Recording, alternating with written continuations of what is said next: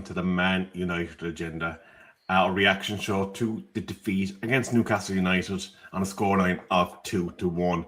It was a weekend, our midweek game fixtures that we saw Liverpool losing traction on their Champions League ambitions, Aston Villa losing to Chelsea, and an opportunity for Manchester United, who were playing at 8:15, to put a bit of a buffer between them and the other teams.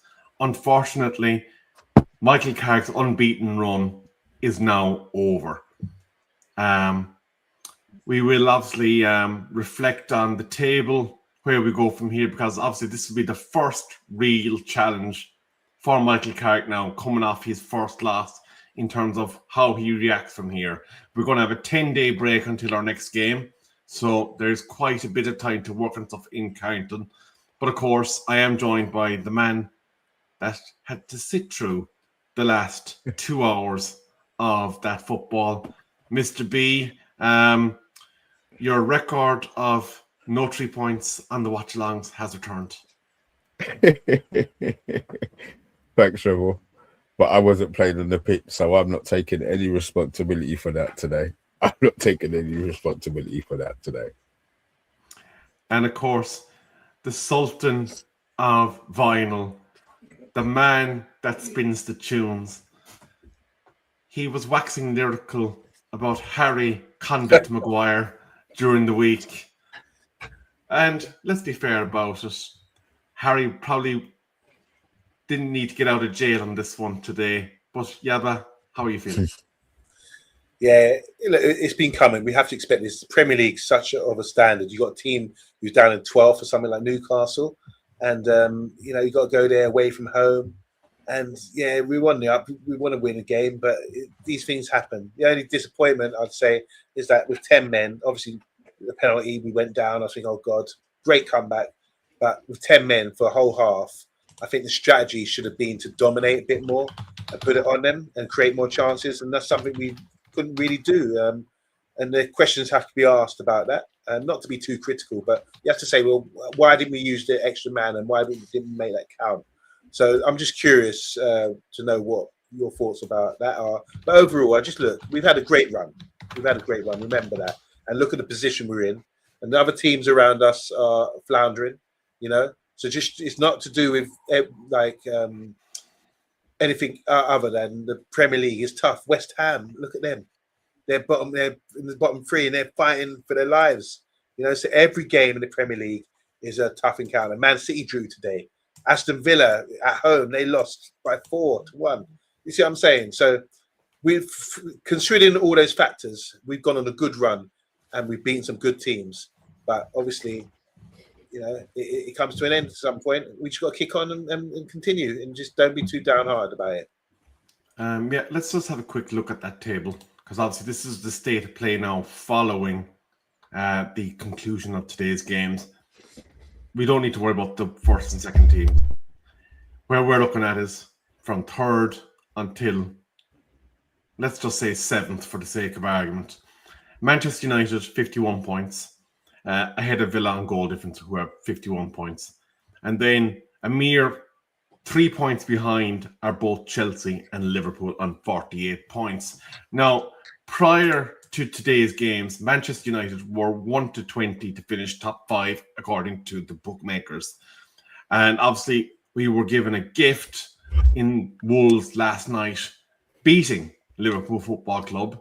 But we have obviously not capitalised on it. But let's talk briefly on the team that was put forward today by Michael Carrick. So obviously in goal was Senne Lamans, who again did nothing wrong as far as I could see during the duration of the game. But we had Shaw, Maguire, Yoro and Mazraoui as our back four. Mainoo, Casemiro in our central midfield. Cunha, Bruno and Mbumo on the attacking line, and then Benjamin Sesko leading the line. We were given a gift early doors, and one could argue that it was probably the wrong Newcastle player that got sent off in that first half, because Joe Linton obviously did that sarcastic clap at the referee. something that should, under normal circumstances, receive the second yellow card. And I felt that the fella that did get sent off for the simulation second yellow card, you could argue literally lost his footing. There was no foul. I think we all agree that. But I think he was probably quite unfortunate to actually get that second yellow. So it was probably a case of the wrong Newcastle player getting the line that first half. Would you agree with that sentiment? Yeah, it's a good. I mean, look, Rebel. I mean, the two. When I look at Ramsey's bookings, I'm coming from an old school where you get booked for a rough house tackle. He got sent off for diving and a little drag back of his shirt. And that just shows you, that just emphasizes to me everything that's wrong with football today. You know, you used to be, you know, back in the day, football's changed so much. Back in the day, you would clatter a man, and sometimes you'd walk away and not even get a booking. But that clattering of a man's gone out. That's a red card now, and it's like a criminal offence. You end up in court for things like that. But pulling a little tug back, and a little dive, a simulation like that gets you sent off. I just think it's pathetic, to be honest. I wouldn't have wanted him to get sent off. I want to beat 11 men. I don't, you know, by the rules, yes, but I just think the game's getting pathetic because people will be, you know, trying to bend the rules and everything. Get tackling back into the game. Make tackling, you know, legit again, and stop all this foolishness. The thing about the clapping you were talking about there about Joe Linton, sarcastic clapping. So what? It's down to the referee's discretion. If he understands it, the spirit of the game, yeah, you're going to get that all the time. What about all the thousands of people calling you see you next Tuesday and all that kind of just going around the stadium? This is what really makes me laugh about football. You go to like a Sunday league game and I'd say something from the sidelines, and the referee or a player would start crying about it. But if you want to play pro football, you've got thousands of people telling you about your mama, telling you about your wife and all kinds of things and all kinds of nasty, and you have to take it. Unless you're going to do a Cantona, giving a Kung Fu kick. So I'm just disheartened with everything. I don't want to... Talking about that, I'm the wrong person to ask because I'm old school. I like flipping tackles, roughness, and I think that's how the game should be played. Let's talk about the performance. Obviously, we gave away a penalty in that first half, and he stuck it straight down the middle and past Lamans. 1-0 down. Then, right before the first half ended, Bruno put a lovely ball onto Castle's dome, and it entered the back of the Newcastle net 1-1. So, Manchester United found themselves in position where they were level at half-time with a 10-minute to 11 advantage. However, in that second half, would you agree that the pacing of Manchester United, that the energy levels just didn't seem to be there, and that Newcastle, if anything else, seemed to be more hungry, more determined, and probably fed off the roar of Tyneside, Mr. B? I'm just gonna say yes, Rebel. I'm so disappointed, Rebel. Honestly, there was no. There was no tempo in the first half. You would like to hope that, I know you can't switch a switch on and off, but the tempo in the second half, even when they had the 10 men, it didn't change. It was still slow. They still, I mean, I was saying on the watch along, it looks like they're the ones with 11 players. They were able to switch the ball out wide. They took the chances with their long balls that found the players. They just stretched the pitch. It was a weird game to watch. We weren't in control. We weren't in control of the game at all. We weren't in control of the game at all. We got bossed in the first half up until the player got sent off. They had their chance. We responded. The second half, you would like to think that there would be something, but there was nothing. There was nothing. I understand why he made the change with Casemiro coming off because he just wasn't getting around the pitch. But when we have to bring on Agate, look, the transfer window is what it is. It's gone and gone. So there's no point. We have to talk about what we have in our squad. So I've brought on Agate. I'm not going to say he's bad, but he doesn't fill me with any confidence, and I'm not sure he fills Carrick or the rest of the team with confidence. So I'm not going to say I'm not blaming Carrick. I'm not going to blame Agate for the loss. There's nothing. The whole team, to a man, I don't think there was anybody who was maybe over a 6, if that. I don't think there was anybody over a 6. So we got the man sent. They got the man sent off, but we started the game. I thought it was going to be a 20-minute spell where they were going to be that team, but it went on for the whole first half. And they continued for the second half. So, yeah, we weren't at the races today, and we got what we deserved, man. I just want to say a quick hello to one of our first Twitch viewers to actually make comments about the club. Alex, you're very welcome to the Man United agenda. He's talking about Joe Linton bullying us, and after what he saw from Cunha and Mbumo, then he thinks that Xerxes and Ahmed will need to start the next game. Obviously, that's something we can talk about in the next preview show. Cold Assassin is telling us we were simply not good enough today and we paid the price. Andrew's also saying Joe Linton was the best player on the pitch. Stuart Marshall, who attends football games at Old Trafford and sees these players week in, week out on a regular basis, was saying Bruno was okay, but he's fed up with the bloody whinging. It's probably the first time that we saw whingy Bruno back in a long time, to be fair. He has kept a lid on it of late, but there was a bit of a revert to form today. I will grant you that. Let's see who else is here. Through the table, he's saying, hello, friends. I believe that is one of our Arsenal buddies, if I'm not mistaken, but I could be wrong. And let's see. Stuart Marshall is also saying, did Sesko play? You know what? To be fair about it, I think the quality of the ball in him was terrible. Thank you. You can only do as good as the supply line, and he never had anything today. Did he miss an opportunity? No. Did he have an opportunity? No. That's not his fault. So yeah, Bruno, he did play today, Stuart. You know what I mean? You need to be singling out other players. Sesko's not the guy to be singling out today. Danish Zagu. Apologies if I'm mispronouncing that name. He's saying this has been a trend at United. When we do bad, we deflect from the real issue and hate a certain player for everything we saw in it.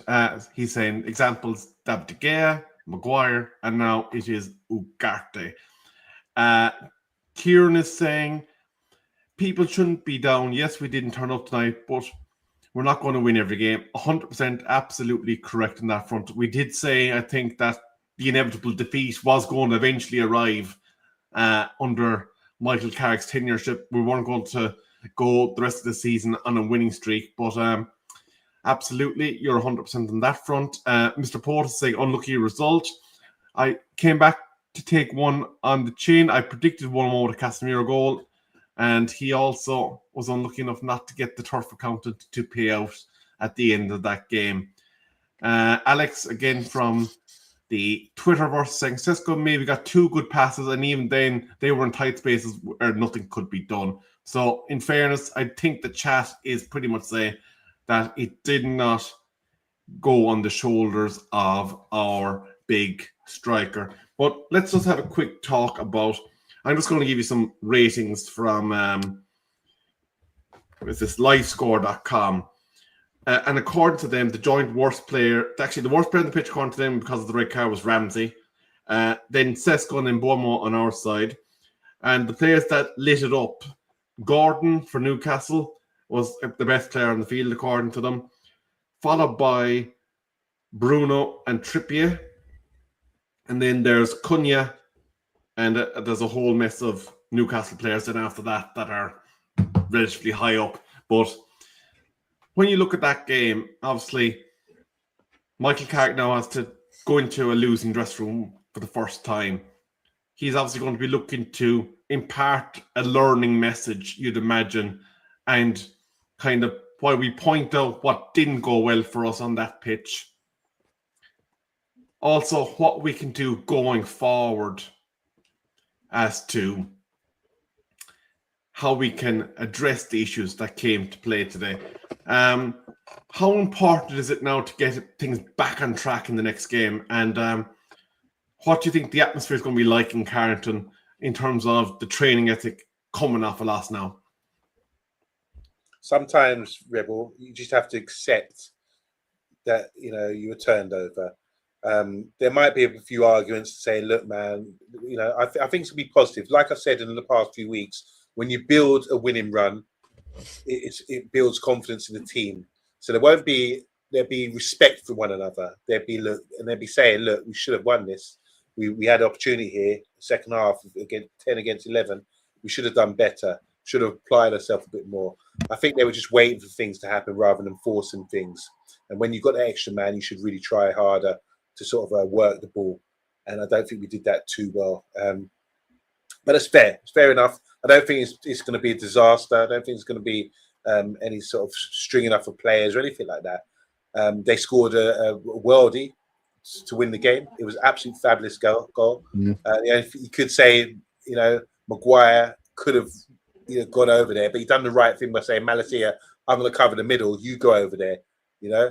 And if he wouldn't have got there, the way things were going, being in a good position. And how do you know that Malacia he's been rusty, you know, coming on, would have covered for Maguire?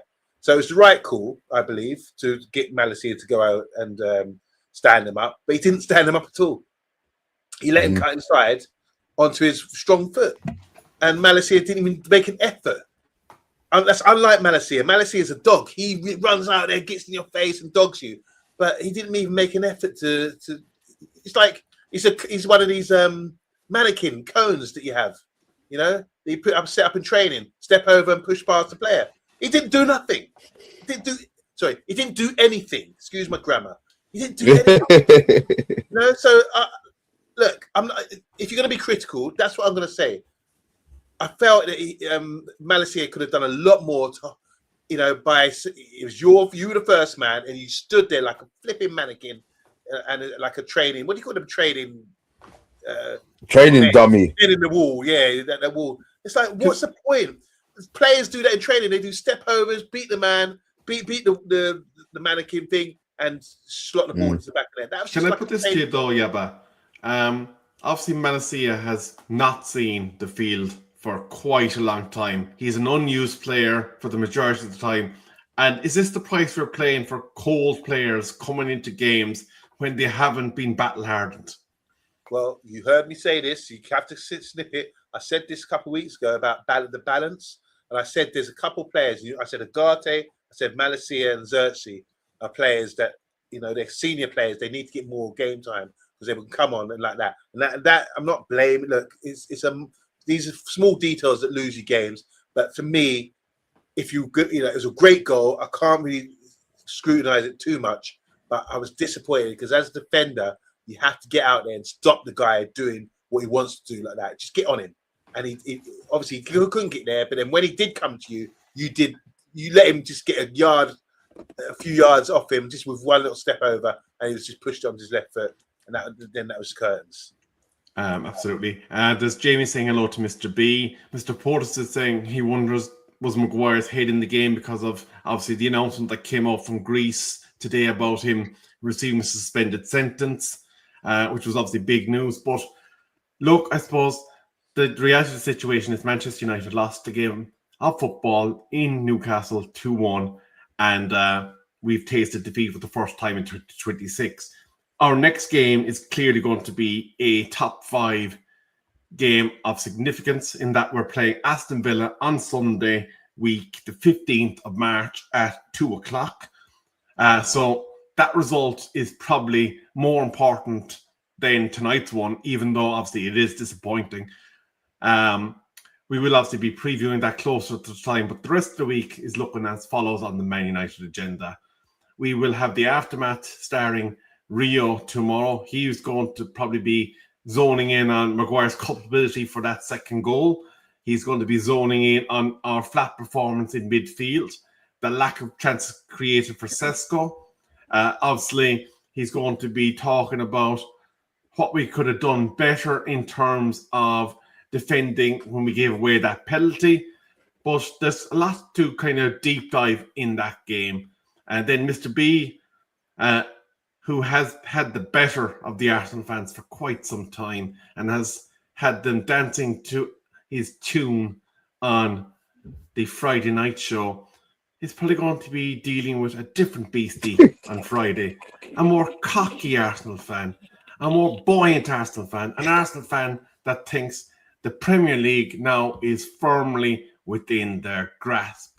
So be sure to tune in for the late night Friday show with Mr. B, with the Arsenal fans, and of course, poor Derms, who can't get a break no matter what he does. But for tonight, we have been the Man United Agenda.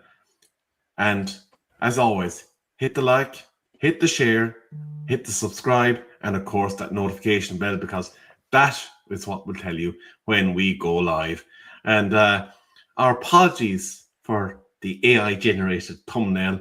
We unfortunately didn't have access to our chief artist tonight, but from us, it's a good night.